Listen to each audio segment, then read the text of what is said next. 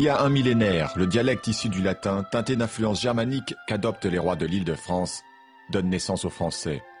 Langue de l'élite et très tôt internationale, il faudra attendre le XXe siècle pour qu'elle devienne celle de tous les Français. Dès le Moyen-Âge, le vieux français, porté par l'essor des monarques chrétiens, s'était affirmé comme la langue du raffinement et de l'élégance, celle du roman courtois qui déplace progressivement le latin. En 1539, avec l'ordonnance de Villers-Cotterêts, le français est promu langue juridique et administrative du royaume. Au XVIIe siècle, lorsque la France devient la principale puissance démographique et militaire de l'Occident, le français s'impose comme la langue de la diplomatie et de l'aristocratie en Europe.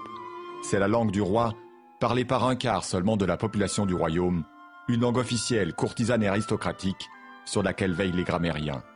Les conquêtes royales et l'exode des protestants l'exportent hors de France, en Louisiane et au Canada, où les colons sont les premiers à réaliser l'unité linguistique alors inexistante en métropole.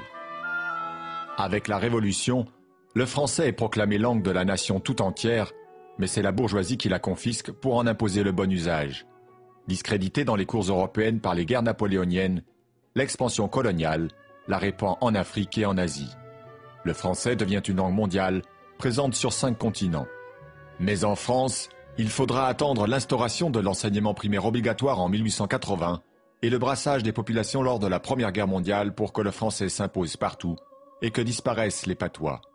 C'est aussi le début de son déclin comme langue des échanges internationaux.